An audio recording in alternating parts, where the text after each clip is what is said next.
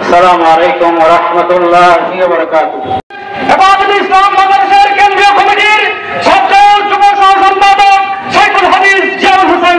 প্রতিবেশী দেশ আয়াতালে গণহত্যা চালানো হচ্ছে আমাদের মুসলমানদের কাজের উপরে। 2-3 দিন আগে মহামুদে করতে পারেন আমাদেরকে ওসিম বৈয়দের ওসিম নেতামত দেন ওসিম শেখ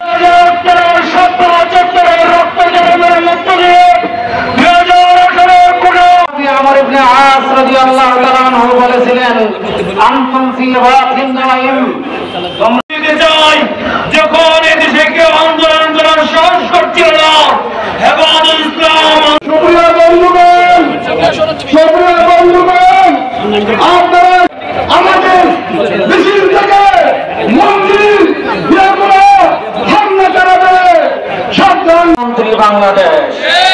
প্রিয় ছাত্র ভাইয়া, আপনারা মনে রাখবেন বিজয় অর্জন করার চেয়ে বিজয়ের পায় হবে না।